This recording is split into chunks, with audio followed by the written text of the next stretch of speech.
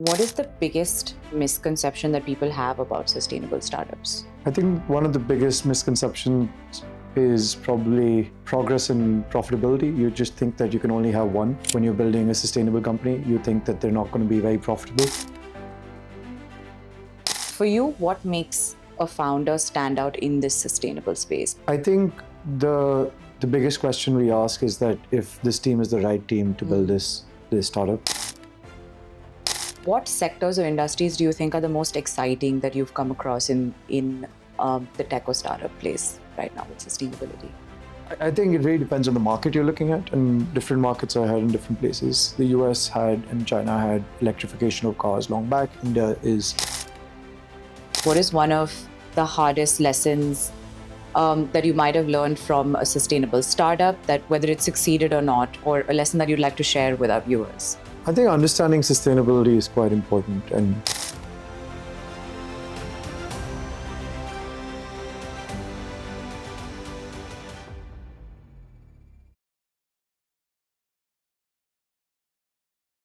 Welcome back to The Green Generation. I am Shruti Seetharaman, your host for today, an entrepreneur, a content creator, and also a sustainability advocate.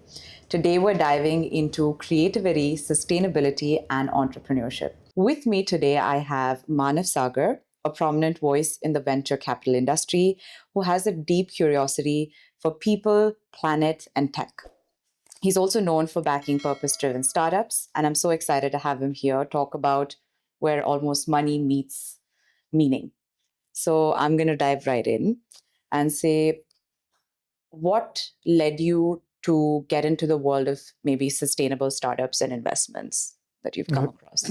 Well, first, hi Shruti, thank Hi. you. Thank you for having me. I'm very excited about this. I think there was a sense of urgency. If you look at how the world has transformed over the years and newer technology has been embedded, there was a very big question that everyone was asking, that sure, we are creating value for ourselves when it comes to wealth, when it comes to comfort, but what are we actually doing for the planet?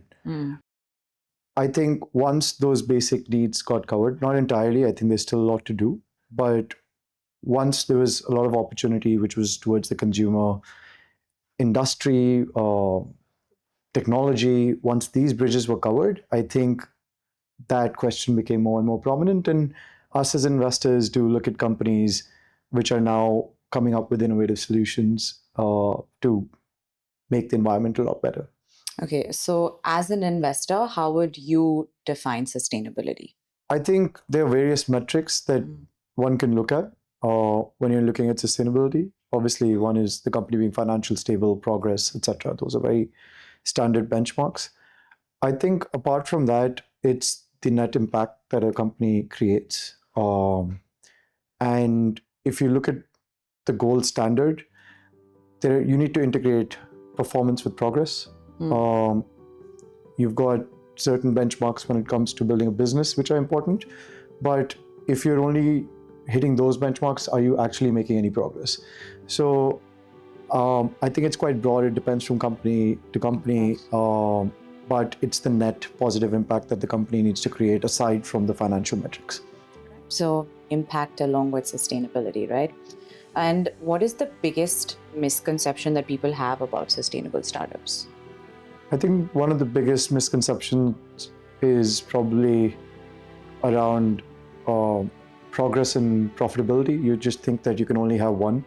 When you're building a sustainable company, you think that they're not going to be very profitable. I don't think that way. I think it's just the intersection of the curve of time and money. I think it's a lot longer just because of the infrastructure that needs to be developed. But I think, yes, that's one of the bigger misconceptions, that sustainable or green-focused startups are not always the more profitable ones. So you did mention that impact is equally important along with being sustainable, but what are a couple of other things that you look at maybe as an investor while you're looking at sustainable startups? I think when you're looking at sustainable startups, apart from the impact, and I think one or two things are, one is the behavior and the urgency and the need and the timing. Everything cannot be just built right away. If you came up with the idea of making solar panels 20 years ago, it wouldn't have been possible because you needed semiconductor and chips to be made for that. So there is a certain supply chain that needs to get built. There are certain aspects that need to get built as an infrastructure to support a business. So understanding why now for building a sustainable startup is also very important. Understanding the founders and the team that is building a company, I think knowing them, knowing their strengths is very important. And also where they're building it is also very important. I don't think you can build the same company across the globe. Every part of the globe is facing different crises. And the company that needs to get built needs to be very present on ground, understanding the ground reality of what needs to be done, understanding the stakeholders involved. I think those are the factors that are quite important. So is it safe to say that you do look at impact and returns separately or together when you're looking at investments or backing up startups or companies? I think the good thing about returns is that returns are very easily measurable. You can easily have a multiplier impact and do it. But what's important for impact is for you to know what to measure. And if you have a clear understanding on what to measure for impact, then it becomes a lot easier for you to match the two of them. Right. Okay. And again, we're going to dive into greenwashing because I feel like that's still an important aspect to factor in. So how do you, maybe some of the signs that you see is the difference between real sustainability and greenwashing when it comes to companies that you back up, you're evaluating? I think greenwashing is definitely a big question that we also ask when we're looking at companies. I think the answer to that lies in the depth of the company and the reporting of the company. So I think each company needs certain governance, which not only comes from the investors, but also from the team and the other stakeholders involved. And it needs a regulatory push as well. So you need to be measuring things in the right manner. Just reporting or just stating is not always very clear. I think so. Yeah, depth and transparency is something that can really help trace the difference between greenwashing and actual sustainability. So, guys, I think the keynote, or in what I've been hearing in the podcasts from all of the guest speakers, or my dad who was speaking earlier, was transparency is key to understand between greenwashing and real sustainability. So that's the takeaway. But for you, what makes a founder stand out in this sustainable space? Because I know there's so many companies and so many startups. I think the biggest question we ask is that if this team is the right team to build this startup. There are 2 or 3 core, I would say, benchmarks that we try and measure along with. One is their knowledge, their deep understanding of the space. What is the differentiation? What do they know better than what other people know? The second is obviously their passion, which is I think obviously very difficult to measure, but you could see it through them. You could see a lot of, they're so insightful, they're on the ground, they're trying to make an impact, not just by sitting behind a desk, but actually being on the ground, talking to their users, talking to their customers. I think those insights reflect through our conversations that talks about their passion about building a company. And I think is the last one's probably their understanding of overarching space of sustainability and their previous work experiences that complementary to what they're doing. Can they actually translate what they've done previously into their startup or their company, which can really help it grow? So I think those are the few things that we look at. So, I mean, I fully agree that I think passion is important when it comes to startups, companies, all of it. But very recently, I saw this video on Instagram from a very successful founder who said, work in a space where money is the driving force, when your work is boring, when the work is boring for them, and passion is not necessarily the space where you will be successful. How much do you agree with it? I don't think you do, because you just mentioned passion being a part of what you look for. My point was, how do you measure passion? A lot of passion is, I can climb on top of the mountain and shout that I'm really passionate about something, but does that really mean that I am? I think what's important is for you to figure out what are those key signs that showcase that passion and about building it. Like I said, when founders are extremely bottom up in their journey, say, for example, we've spoken so much about circular economy, solar, etc.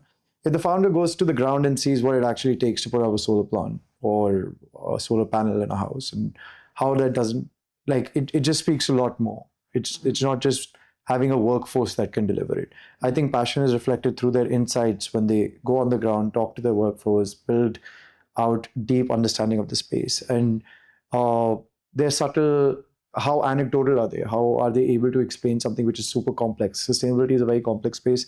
Educating in sustainability is a tough thing to do. That's, I think, one of the things that you're trying to do as well, is educate people on sustainability, because it's a big gap. A lot of people don't really understand what is actually sustainable, and that's a big gap in the space as well. So how are they able to articulate something which is so complex and make it so simple for people to understand? Hopefully, this podcast is able to do that. But um, what sectors or industries do you think are the most exciting that you've come across in the tech or startup place right now with sustainability? I think it really depends on the market you're looking at, and different markets are ahead in different places. The US had and China had electrification of cars long back. India is still in the journey, and it started to come in a few years later. There's obviously software for carbon credit management and uh, calculation of footprint, and that's been existing for a while. I think two or three spaces that we particularly are excited about is, one is, how can AI and sustainability work together? I think the last few years have been very exciting when it comes to technology. The beauty about AI is that it can help you do things a lot more faster, a lot more differently. There's so much data. How can you use that data and create impact using artificial intelligence? And the other space that we are particularly keen about is, I think, the circular economy, which is very interesting. There's solar, which is very interesting. There's when it comes to circular economy, you could look at it into batteries as well. There's so many cars that are coming in. What's going to happen to their batteries? So recycling of their batteries, which is super exciting as well. Waste management's been exciting. I think there are a bunch of these, but when you look at it, what you want to look at it from an investor's point of view is that, how can these be scaled? That means eventually they bring down their marginal cost and increase their marginal revenue. So basically, the cost that they spend money on to bring in money goes down, and the money keeps increasing. Talking about the cost, do you think that that's another reason why, or are actually traditional venture capitalists moving towards sustainable investing as well? I think it's been a little bit of a cycle. If you actually think about it, there are highs and lows. There's one time there's a lot of excitement. A few years there's a lot of investment that goes into sustainable, green, ESG focused startups, and suddenly something new comes and the investors kind of learn a different way. Some of them realize that it's not really venture, like these are not companies which are actually venture backable. Because as a VC, you're looking at different metrics when it comes to investing in a company than what a private equity would look like, or when debt funding would look like. So it really depends. But I think traditional VCs have obviously dabbled in this space. They have been trying to invest in different markets, particularly in India. There have been a lot of startups that have come out where traditional venture capitalist firms have invested in sustainable/green startups. And what role do you think tech, especially AI or data, is playing in the new wave of investing? I mean, again, I think AI has really made all investors think on the different possibilities and achieve like outlooks that they can have. What's going to be very different? What's going to be required? What's not going to be required tomorrow? Where are things going to go? We're all asking that question to each other. I think that's obviously made us very creative, but at the same time trying to understand how AI can be used to create. It's already, I mean, it can create value, everyone knows, but how can it create, which sectors will it help create maximum value? And that's where everyone's looking at right now. Obviously, with the whole green, sustainable space, I think there has been a lot of AI that's come into that space as well, and people are using and leveraging AI. So how do companies leverage AI is a big question that we ask them. How are traditional companies bringing in AI into their current role? How are they expanding on that? Those are one of the questions that we look at. So diving into some of your personal experiences or a personal experience, what is one of the hardest lessons that you might have learned from a sustainable startup, that whether it succeeded or not, or a lesson that you'd like to share with our viewers? I think understanding sustainability is quite important, and understanding how users will adopt to your product, especially in today's world. If you build something that's quote unquote say green, is it necessary that people will use it or not? You need to understand that. And how do you plan to scale it? How do you tie in with regulations? How do you tie in with your users? I think all of those play a very important role. And I think that understanding of scale cannot just be assumed. I think it really requires testing out the right way and finding out a business that works. So according to you, what is the number one reason that you think startups fail in the sustainable space in your experience? I think that gap of education / do I need to use this really hinders a lot of green startups. Slow down. I mean, if say I was talking about an example, if you're making green cement, which is great for the environment, and you go to a developer and be like, hey, why don't you use this green cement to build your houses? Their first question would be like, how much does it cost? Right. It's not going to be how much does it cost the environment or how much does it less cost the environment. Their question is, how much is it going to cost? Is it financially sustainable for me? I think that understanding for all businesses of the impact that they need to create, I think that creates that gap, and that creates it harder for startups to succeed. So you might have great technology, but no users, then I mean, it's really hard for companies to scale that way. But do you think in the future that sustainable investing will become a default in the venture capital space? I think it's already becoming a default. It like impacts like these are, the venture capital space is more focused towards innovation. Right. So if you think about it, and sustainable as just as a term sounds very broad.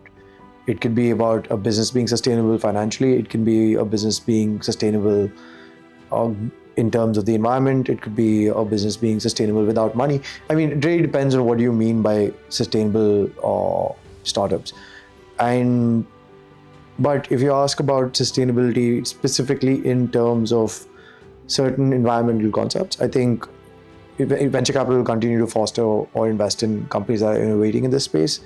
I think that will always be there. And at the same time, it's going to be a top-down impact. That means larger companies have been asked this question, which are publicly listed, about what are you actually doing for the environment? What's the impact that you're creating? And I think that always has a trickle-down effect. Okay. And diving a little bit deeper into the landscape, how do you think, how different are emerging markets versus developed ones, if you could say? I think they're very different. If you go to a country like Denmark, which is leaps and bounds ahead in terms of being a sustainable economy, you go and buy a orange juice in a plastic bottle. Outside, as soon as you step outside, there are these garbage bins, and outside the garbage bin, there are these holders. If you put that plastic bottle back there, somebody can take that bottle, return it to the store, and you get, I think, about like 10 cents or 20 cents back. Denmark or the Nordics have done a phenomenal job when it comes to focusing their energy and time on building green, sustainable ventures and an economy in itself. I think the question for developing markets is that where does it actually sit in their priority list of problems? If you've got a country which is facing, I mean, climate change is global, but at the same time, they have other problems to solve for. Those are the first that they're going to try and solve for. And so the impact in them is going to be a little bit slower. So it's obviously, it's you can't always have apples to oranges in comparison between the two of them. There'll always be certain differences. And technology might be even, but adoption might be different. Fair enough. So what is the one advice before you sign out that you'd like to give someone who wants to be a venture capitalist in this space or start something meaningful? I mean, my one advice would be to be on ground. If you want to build something in agriculture, go spend some time with farmers. If you want to build something in EV or If you want to build something in energy, understand how the infrastructure for energy works. My recommendation to anyone who wants to start something is always to spend more time on the ground, speak to the users, gather insights, find out ways to provide people what they want, but they just don't know how to get it. And that's where I feel a lot of opportunity can be explored in. Okay, and that's all we have for today. Thank you so Thank much you. for, breaking down a more sustainable world, one investment at a time, if we could say. And if you love this episode, and if you're someone who's interested in the venture capitalist space, if you enjoyed all of the insights that Maanav had to share with us, don't forget to, comment, share, and subscribe. And we will see you in the next one Also press the bell button for notifications.